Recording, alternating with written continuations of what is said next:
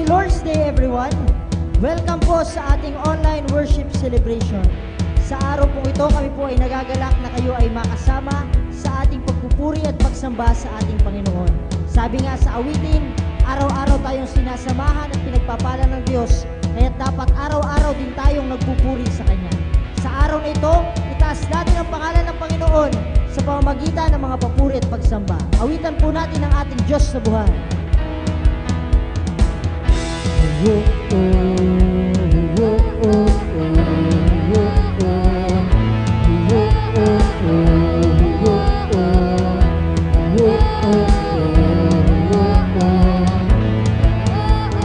Araw-araw kasiyahan, araw-araw kagalakan, araw-araw, O Diyos, araw-araw, O Diyos, araw-araw sasamahan, araw-araw di iiwan, araw-araw, O Diyos, araw-araw, O Diyos, anumang maging panahon, anumang pagkakataon, anumang maging sitwasyon, ika'y pupurihin, ikaw at ikaw pa rin.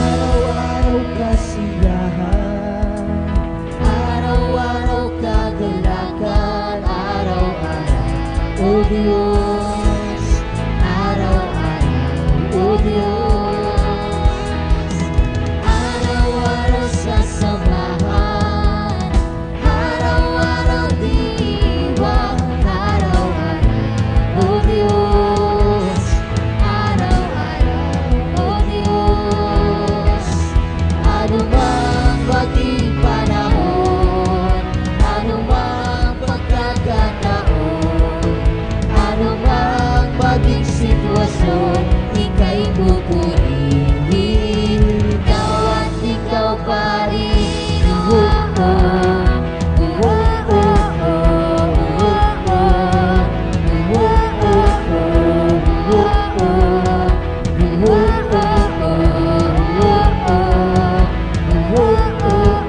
Patuloy po natin sambahin ang ating Panginoon. Patuloy nating awitan ng Diyos sa Kanyang kadakilaan at katapatan sa ating mga buhay. Tunay nga na walang katulad ang ating Diyos. Amen? Amen! Hallelujah! Awitan po natin ang ating Diyos sa buhay.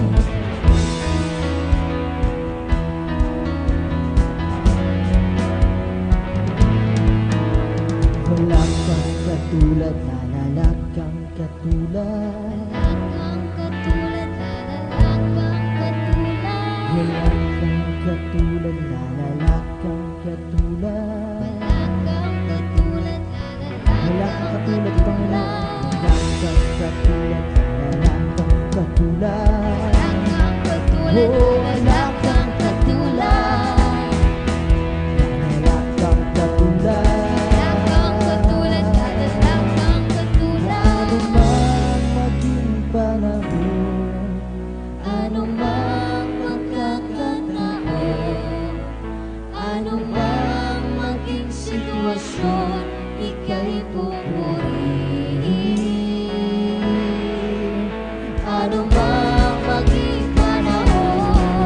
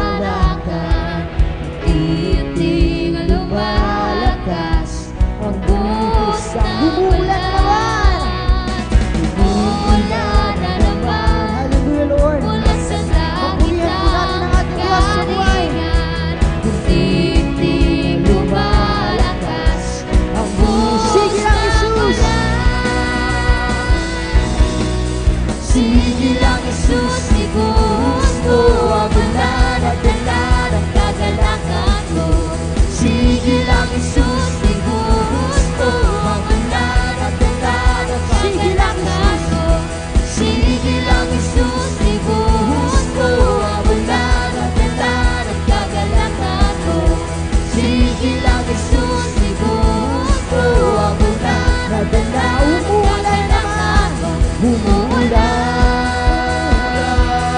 na naman. Umuulan na naman. Umuulan na naman. Umuulan na naman.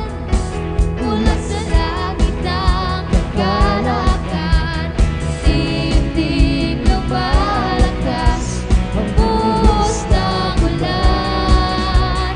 Umuulan na naman.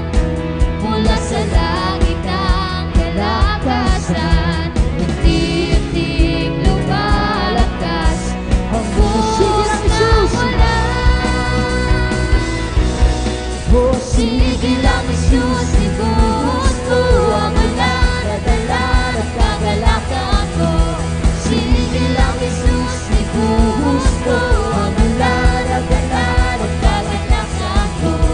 Sige lang, Jesus, ibuhos mo ang ulan at dalan at kagalakan ko. oh, Sige lang, Jesus, ibuhos mo ang ulan at kagalakan ko. Umuulan, umuulan na naman.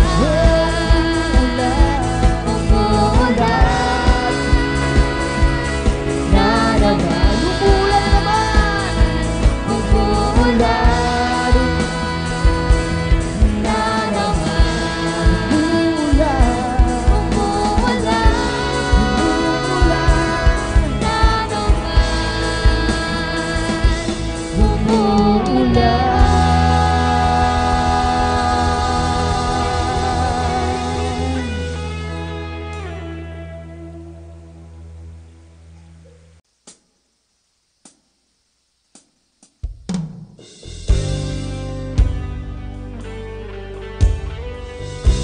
patuloy po natin papurihan ang ating Diyos sa buhay.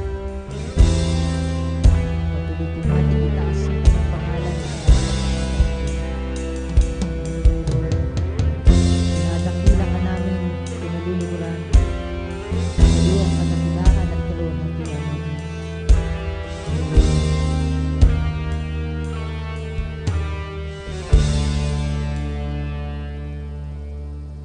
Wala nang hihigit sa puso mo mula pa umangat ang ibig mo. Ano man ang kalagayan ko, hindi ka nagbago. Kamangha-manghang kabutihan mo. Ang sala'y pinatawag, nilimot mo.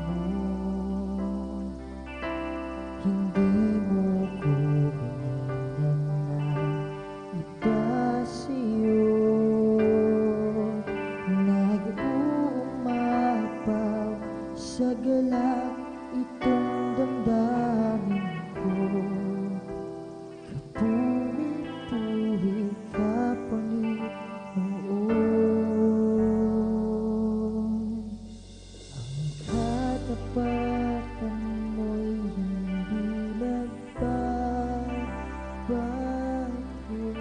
sa lahat ng panahon at pagkakataon. Pag-ibig mo'y dakila sa isang katulad ko. Ang puso ko'y umaawit, nilalahad ang kabutihan mo.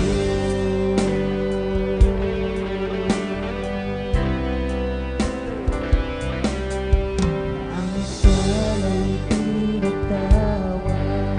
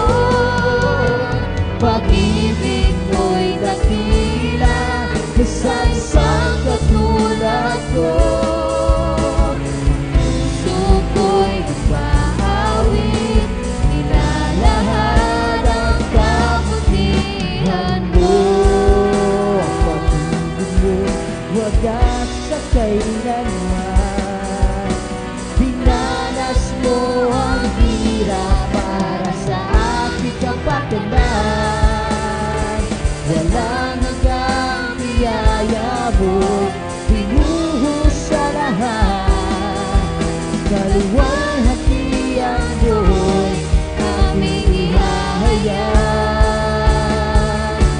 Kaluwalhatian mo aking ihahayag.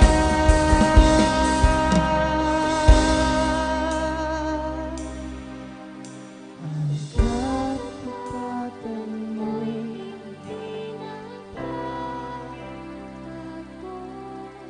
sa lahat ng panahon at pagkakataon. Pag-ibig mo'y dakila sa isang katulad ko. Puso ko'y maawit, inalahan itong gawin ng katapatan mo'y hindi nagbabago sa lahat ng panahon at pagkakataon. Pag-ibig ko'y dakila sa isang katulad ko. Puso ko'y maawit, nilalahad ang kabutihan mo. Dakila ka, Diyos, dakila. Awitan natin siya, purihin. Pag-ibig niya sa atin ay di nagmamaling. Dakila ka, O Diyos, ang Diyos, dakila. Awitan natin siya, purihin. Pag-ibig niya sa atin ay di nagmamaling. Pag-ibig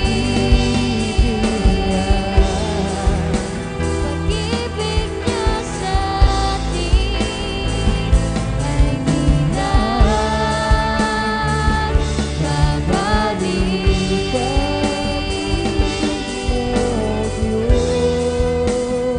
Pag-ibig niya sa atin ay di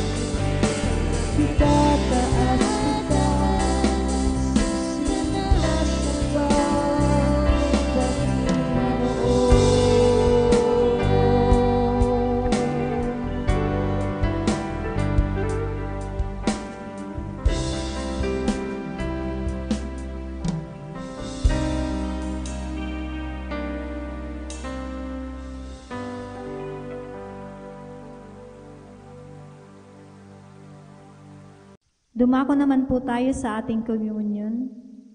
Sabi po sa unang Juan, Kabanata 1, talatang 7, ngunit kung namumuhay tayo ayon sa liwanag, gaya ng pananatili niya sa liwanag, tayo'y nagkakaisa at ang lahat ng ating kasalanan ay nililinis ng dugo ni Jesus na kanyang anak. Sa pamamagitan ng pagkain ng tinapay at pag-inom sa laman ng saro, tayo ay nililinis ng Diyos mula sa ating mga kasalanan. Ang banal na dugo ni Kristo na tumigi sa cross ng Kalbaryo ang siyang naglinis ng ating buong pagkatao. Manalangin po tayo. Panginoong Diyos na banal at makapangyarihan sa lahat, tunay na Diyos at Hari ng mga hari, buong puso po kaming humihingi ng kapatawaran sa lahat ng aming mga kasalanan. Linisin niyo po kami at gawing karapat-dapat na humarap sa iyong banal na harapan. Let us receive this communion bilang pag-alaala ng dakilang pagmamahal ng Diyos. sa atin noong ibuwis ng Panginoong Hesus ang kanyang buhay para sa ating kaligtasan.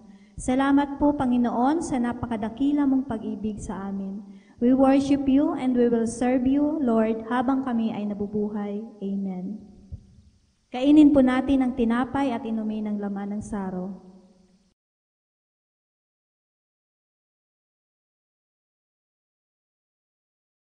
Dumako naman po tayo sa ating pagbibigay. Sabi po sa Levitico, Kabanatang 27, talatang 13, lahat ng ikasampung bahagi, maging binhi o bunga ng pananim, ay nakalaan kay Yahweh. Malinaw na ipinapahayag sa salita ng Diyos na lahat ng ikasampung bahagi ay nakalaan lamang sa Kanya. Hindi niya hinihingi ang kalahati sa lahat ng pagpapalang natanggap, kundi 10% lamang. Kaya maging tapat tayo sa ating pagbibigay dahil naging tapat siya na mag-provide ng lahat ng ating pangangailangan. Huwag mong bibiguin ang Diyos. Ang para sa Kanya ay ibalik mo ng buo, hindi ka mawawalan ng dahil sa 10% mo. Subukan mong malaman mo kung gaano katapat ang Diyos sa mga taong tapat sa Kanya. Magbigay po tayo. Maaari ninyo pong ipadala ang inyong mga tithes and offerings sa mga account numbers na makikita ninyo sa inyong screen. God bless.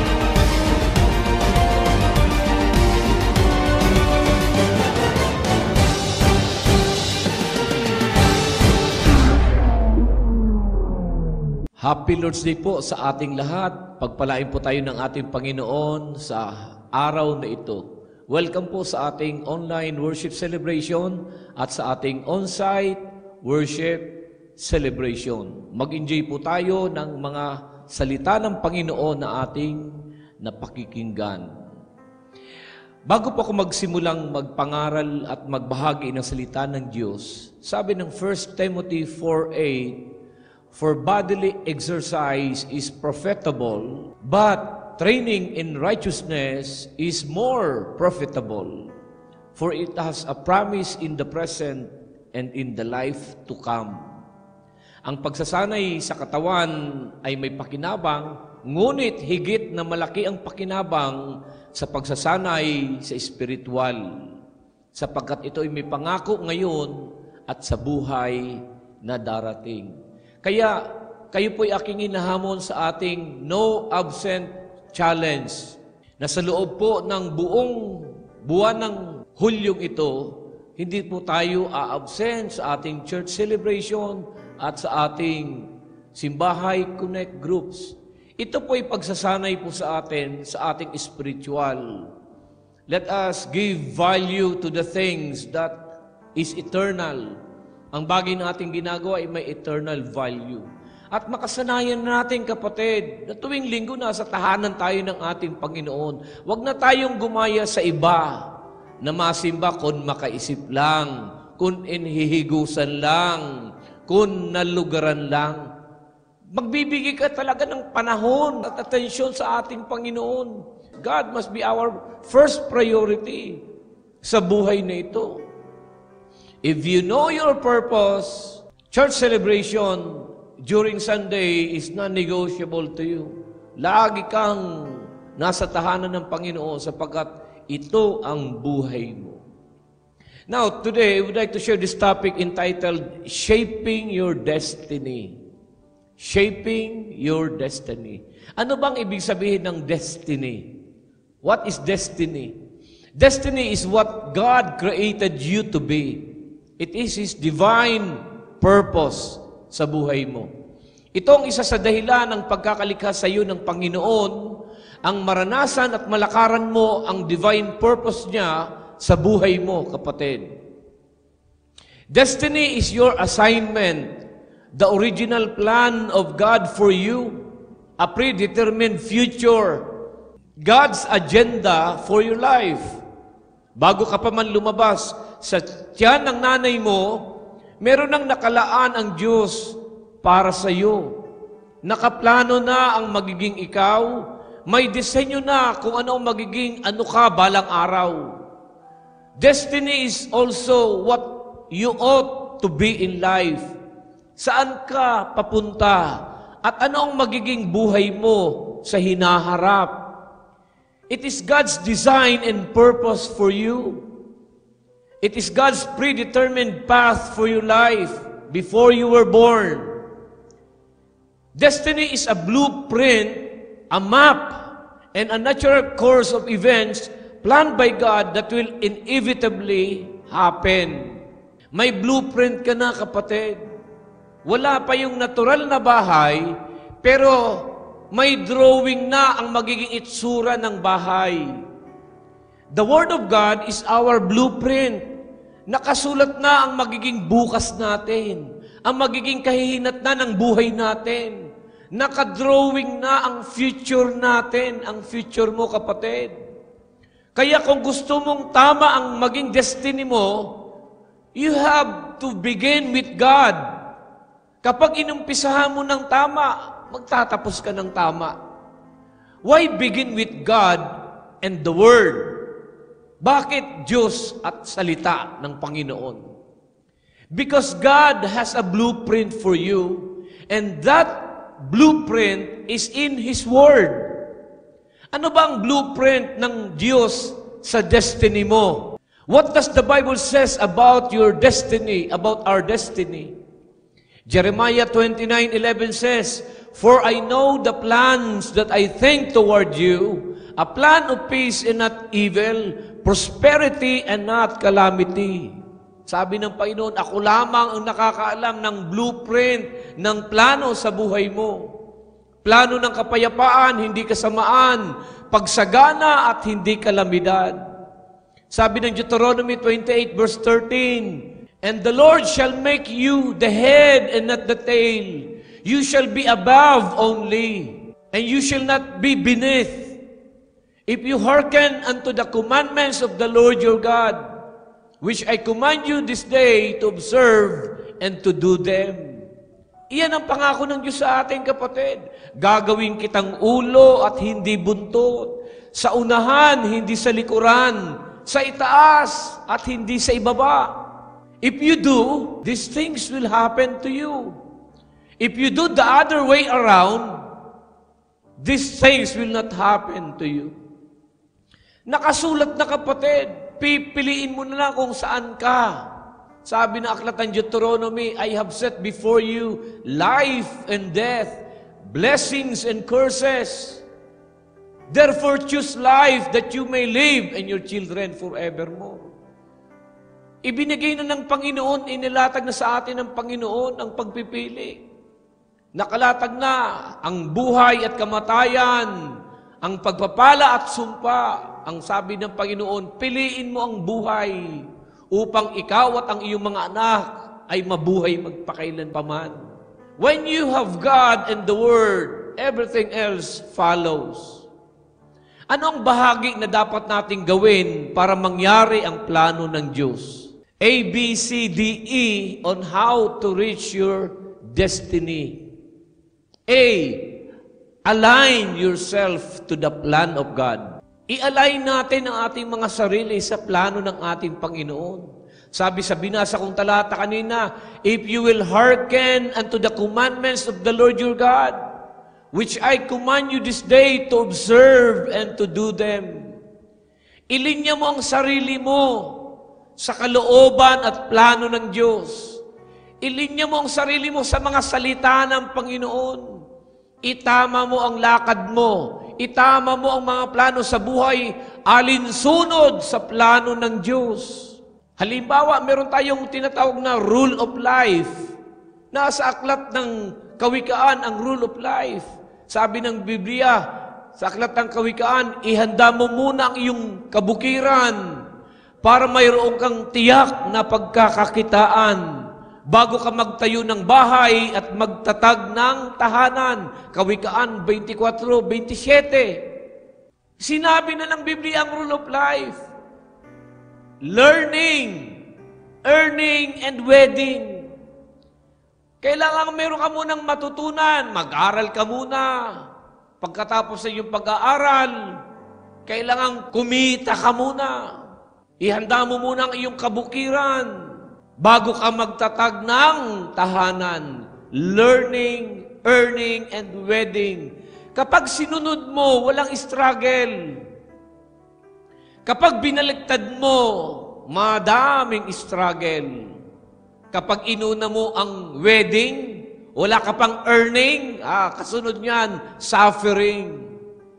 Dahil hindi mo sinusunod yung rule of life. Hindi mo sinusunod yung blueprint. Naka-blueprint na nga eh. Kailangan lang nating sundin, kapatid. We discourage our youth to engage in a romantic relationship habang nag-aaral pa. Dinidiscourage ko po mga kabataan, habang nag-aaral pa, wala munang romantic relationship. Sundin mo muna ang sigaw ng nanay mo bago ang sigaw ng puso mo. Ecclesiastes 3 verse 11, He will make all things beautiful in His time. Learn to wait. Magantay ka, kapatid, huwag kang nagmamadali. In God's perfect time, everything will be beautiful. Sabi nga, ang nagmamadali, nagkakamali. Ang hindi makatiis, nabubuntis. Ang hindi makapag-antay, maagang nagiging tatay. Ang walang pinakikinggan, naiiwan. Kapag ayaw papigil, sa pag-aaral natitigil. Kapag di mo kayang tiisin, baka magdidildil ka ng asin. Kapatid, may tamang panahon sa bawat relasyon. Mayroong tamang panahon sa tamang relasyon. Sa mga lalaki, kung nag-aaral ka pa, ang babaeng dapat sabihan mo ng salitang I love you, dapat yung nanay mo. Dahil kapag sa ibang babae mo sasabihin yan ang salitang I love you, dapat ang kasunod niyan, will you marry me? Humingi ka pa ng baon sa nanay mo. Kaya sabi ni Haring Solomon, patatagin mo muna ang kabukiran bago ka magtatag ng tahanan. Ang allowance mo na ibinibigay ng tatay mo at nanay mo, ilaan mo sa pag-aaral mo, sa projects mo, sa paperwork nyo sa school, sa tuition fees and other school expenses. Huwag mong ipang-date o ipambibili ng regalo yung baon mo. Allocated yan sa edukasyon mo, kapatid. Maganda ka at gwapo ka, kaya huwag kang insecure sa buhay. Ang mga nagmamadali, mga pangit at mga insecure. Learn to wait for the perfect time. Ituring mo muna ang best friend mo. Ituring mo muna ang best friend ang isa't isa. Don't go into romantic relationship. Ang pangit at insecure, baka maubusan. Hindi ka naman pangit, hindi ka maubusan. Sa mga dalagita at mga dalagang nag-aaral pa, kapag nagmamadali ka, malulusyang ka ng maaga. Pareho kayong walang alam sa hanap buhay, pareho kayong walang trabaho. Nagmadali ka, nagpakasal ka ng maaga. Kapag kumita, maaring sapat lang yan para sa bigas at gatas. Hindi ka na ngayon makabili ng lipstick. Hindi ka na makapagpariban ng iyong buhok, makapagpapedicure ng iyong kuko. Hindi ka na ngayon makabili ng damit at sapatos. Kaya bata ka pa, lusyang ka na. Kaya may maling kultura ang Pilipinong kabataan na itinatama natin ngayon dito sa ating bansa. We have wrong cultures in the Philippines sa mga kabataan. Look, high school pa lang, grade 7, grade 6, nakikatrato na. Kaya mataas ang percentage na ang kabataan ay hindi nakakapagtapos ng pag-aaral. Bakit? Distracted ang pag-aaral. Sabi ng isang kaibigan kong pastor, doon daw sa Singapore, iba ang kultura. Habang ang kabataan ay nag-aaral, sa love life, walang time. They are focused in their studies. Kapag nagtapos at may trabaho na, mababalitaan mo na lang na ikakasal na. Kung ikaw naman ay dalaga, nakapag-aral ka na, tapos ka na, may hanap buhay ka na, ibigin mo ang lalaking mas mahal ang Diyos kaysa sa iyo. Isama mo si Lord sa love life mo. Dahil kung hindi mo isasama si Lord sa love life mo, magiging enjoy now, suffer later ang buhay mo. Align yourself to God. I-align natin ating mga sarili kay Lord at sa Kanyang salita. Build what belongs to you.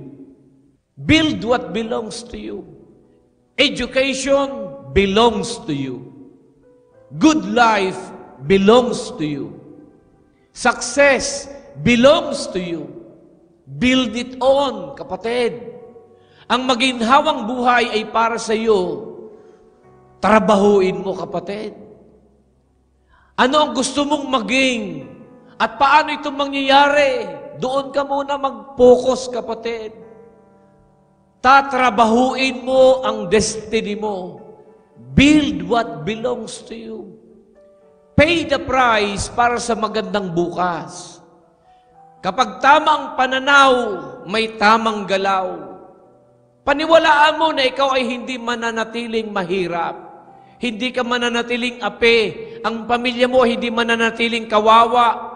Paniwalaan mo ang buhay mo ay aangat, sasagana at giginhawa ka. Build what belongs to you. Pumokos ka sa mga bagay patungkol sa tagumpay mo. Sa pag-aaral mo, magtapos ka, maging dalubhasa ka sa pag-aaral mo. Hanggang ikay maging isang ganap na profesional, ikaw isang ganap na magaling na negosyante. Build what belongs to you. Tinatrabaho ang success. Hindi tiyamba ang success. Tinatrabaho ito. See, change in a positive sense. Change in a positive sense. Every now and then, dapat may positive development na nangyayari sa buhay natin. Week by week, month by month, year by year, evaluate kung anong mga positibo at magagandang nangyayari sa buhay mo. Change is a must to attain your destiny. Negative change is automatic, but positive changes are not automatic. Kapag wala kang gagawin, automatic ang negative change. Ang tao, bumabaho ba o bumabango? Ang tao kapag walang gagawin, kusang bumabaho. Kapag wala kang gagawin, kahit naligo ka na, sabi natin naligo ka na, maghapo ka lang nakaupo, kusa kang babaho pag wala kang gagawin. Para bumango ka at gumanda ka, may gagawin ka. Change in a positive sense. Dati hindi maganda ang church life mo. Dati lagi kang absent, lagi kang late. Hindi sumasali sa small group. Hindi nagbabasa ng Biblia. Hindi ka nagtatights in offering. Umupunta ng church, walang Bible, walang notebook at ballpen. Dati bulakbul ka, tamad ka sa bahay. Hindi ka nag-aasikaso ng mga assignment. Hindi ka nag-aayos ng iyong sarili. Pero dapat ngayon, there must be change in a positive sense. Dapat ngayon, aktibo ang church life mo. Dapat ngayon, kapatid, sa tagal mo nang yan, dapat hindi ka na uma-absent sa church tuwing linggo. Dapat maaga ka lagi pumupunta sa tahanan ng Panginoon. Meron kang dalang Bible, may notebook, may ballpen, may tithes and offering. Nagpi-personal devotion, gumagawa ng devotional. Masipag na sa bahay, maalaga sa sarili, inaasikaso ang assignment, minamahal ang trabaho. I-evaluate mo ang church life mo, kapatid. Evaluate your church life. Gaano ba kaganda ang church life mo? Kung hindi ka consistent, ayusin mo. Dapat positibo ang church life mo. Dati tamad ka, ngayon masipag ka na mag-church. Dati pasulput-sulput ka lang. Ngayon itigil mo na yan na pasulput-sulput lang. Change is a must. Evaluate your church life, your home life, your work life, your school life. Anong mga nakikita mong hindi maganda na kailangang ayusin? Ayusin natin, kapatid. Positibong pagbabago dapat ang makita sa atin. Dati, tamad ka sa iyong trabaho, isipagan mo para ma-promote ka sa iyong trabaho. Change is a must. Change in a positive sense. Positibong pagbabago ay kailangan sa pag-angat mo at sa destiny mo, kapatid. And dismiss what is unnecessary. Dismiss what is unnecessary.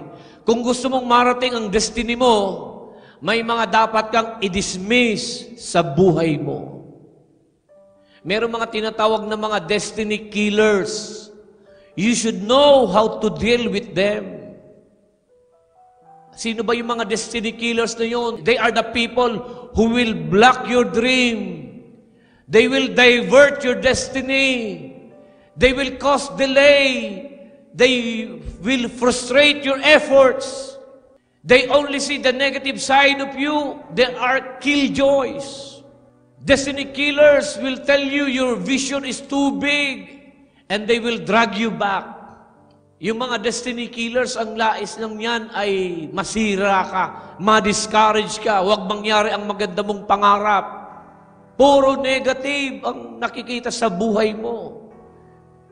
Walang nakikitang magandang mangyayari sa buhay mo yung mga destiny killers. Don't waste your time with these people. They are wrong people. They will waste your time. Sila yung hahadlang ng destiny mo. Sila yung magpapahirap ng kalooban mo. Sila yung hahadlang sa pangarap mo. They will limit you, mock you. Some destiny killers are just around you. Get rid of them, kapatid. Destiny killers will weaken your faith. Masamba ka na lang, agda ka pa sa parasyaran. Pupunta ka na sa church, agdaho ka pa kung diin-diin. Your destiny killers will delay your success, kapatid. If your destiny has been diverted, gusto ng Panginoon i-reorder ang buhay mo ngayong, kapatid. God would want to reorder it today in Jesus' mighty name. Avoid destiny killers. They are wrong people. Sila yung mga sumisira sa pangarap, nagwawasak ng iyong patutuo, nagdi-distract ng iyong focus, pumapatay ng apoy mo sa paglilingkod, nagdi-discourage sa iyo. Sila yung mga maling kaibigan, nagtuturo sa iyo ng mali. Nagtuturo sa iyo manigarilyo, magbulakbol, magmura, sumagot sa magulang, huwag mag-aral. Maaaring sila ay nasa loob ng iyong bahay. Maaaring sila ay nasa paligid mo sa iyong paaralan. Maraming destiny killers na dapat ating i-avoid. Nahahadlang sa pangarap mo. Maraming destiny killers, kapatid, and we need to avoid them. They are wrong people to us. Prove to them one day na mali sila. The greatest vengeance is massive success. Maging matagumpay ka sa buhay mo. Mag-focus ka sa mga tamang tao. Samahan mo mga tamang tao, mga destiny helpers, at hindi mga destiny killers. Nehemiah was building the wall of Jerusalem.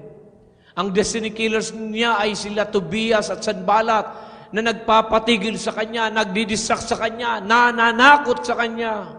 Si Joseph, ang laki ng pangarap ni Joseph. He dreamed of becoming a successful person na ang mga kapatid niya ay luluhod sa kanya. Siya ay magiging matagumpay sa buhay. And he was opposed by his brothers. Ang mga nag-aagda sa imo sa sala, ang mga nag-aagda sa imo paharayo sa mahal na Diyos, they are destiny killers. Get rid of them. Huwag tayong padidistract, huwag tayong padadaig. Ipaglaban natin ang future natin, ang ating success at destiny sa ating buhay. Get rid of destiny killers. dismiss what is unnecessary, and embrace the right allies. Kung merong destiny killers, meron ding pinapadala ang Diyos ng mga destiny helpers para tulungan ka, ayudahan ka, i-guide ka. Destiny helpers will connect you to the top, not to the bottom. They facilitate your destiny. They add value to you. They are strategically positioned to help you arrive at your expected end. They go out of their way to help you. Sila yung tutulong sa iyo. Sila yung mag-guide sa iyo, magpupush sa iyo magtagumpay. Sila yung mag-aakay sa iyo palapit sa Diyos, palapit sa kabanalan, gumawa ng tama, gumawa ng katuwiran. They will excavate barriers for you. They will fight on your behalf as if the battle is theirs. Tutulong sila, dadamay sila, magtagumpay ka lang. Sa buhay mo at sa Panginoon, magtagumpay ka lang. Nandiyan ang mga destiny helpers na mananalangin para sa iyo. They are positioned by God to make your way to the top para magtagumpay ka, kapatid. They are ordained by God to assist you. Sila yung dadamay sa iyo. Sila yung sasama sa iyo sa tama, sa tagumpay, at sa destiny mo. Destiny helpers will come to meet you when they know you need help. Sila yung mga taong tutulong sa iyo. Hindi sila magdidistract, kundi sila ay tutulong para ikaw ay magtagumpay. Destiny helpers will bear your burdens. Ang mga destiny helpers na yan ay padala ng Panginoon. Tools used by God para sa iyo to manifest His plans for you. Ang destiny helpers ang magko-connect sa iyo, sa destiny mo, sa future mo, kapatid. They will lift you up when you are down. They will mentor you, advise you, and give you feedback na dapat mong marinig, dapat mong malaman. When they feel you are going in directions that you ought not to go, sila ang susuway sa iyo. Sila ang magsasabi ng totoo at tama sa iyo kahit masaktan ka. Sasabihin kung ano yung totoo. They are shoulders for you to lean on when you feel depressed. Alam natin kung sino ang mga destiny killers natin. Layuan natin, get rid of them. Sila yung magpapahamak sa atin. Lapitan mo, samahan mo ang mga destiny helpers mo na may tamang kaisipan sa iyo, malinis at banal na kaisipan sa iyo, na ang pangarap ay ang tagumpay mo. Embrace the right allies. Maaring sila ay ka-churchmate mo, leader mo, pastor mo, magulang mo, kapatid mo. Ang Panginoon mismo ang ating destiny helper. Ang ating Panginoon ay tutulong sa atin. Nagpapadala pa ng mga destiny helpers. Yung paralyzed man, binuhat ng 4 katao para dalhin kay Jesus. Maraming mga destiny helpers upang tayo'y tulungan na magtagumpay. At pang-anim, finish your race well. Mga kaibigan, mga kapatid, gusto kong makarinig mula sa inyo someday na makita kayo nagtagumpay. Sa mga kabataang nandito, I want to hear you and see you someday na may medal ka, cum laude ka, you graduated in college, naging professional ka, gandang hanap buhay mo, naging successful businesswoman ka, successful businessman ka. I want to hear someday na naging matagumpay ang buhay mo. Sa mga nanay, sa mga tatay na nandito, sa mga kabataang kasama ko, I want to see, I want to hear from you that someday makita mo, makita natin ang buhay natin. Nandito tayo sa tugatog ng tagumpay, pinagpapala, iniingatan, at pinagtatagumpay ng puong may kapal. Kaya mo ba yun, kapatid? Kaya natin yon. Kaya mo yon. Dahil kasama natin ang ating Panginoon. God is our strength and He can make it with us. Tutulungan tayo ng Panginoon magtagumpay. Kumunik lang tayo lagi sa Kanya at itama lang natin ating mga buhay. Palakpakan po natin ang ating Panginoon, magsitayo at itaas ang mga kamay at ako'y nagdideklara. Ang kapayapaan ng paisuma ating lahat, ang panatag na puso, ang matiwasay na pag-iisip, ang masayang kaloob at malakas sa pangangatawan, ang pinagpalang buhay at kabuhayan ay dumalay sa iyo sa iyong sambahayan. Pakaingatan ka ng Diyos sa isang buong linggong darating at ang kapayapaan niyang maghari sa atin. Tanggapin natin lahat ito sa pangalan ng Ama, ng Anak at ng Espiritu Santo. Lahat ay magsabi ng Amen. Happy Lord's Day! Happy Lord's Day!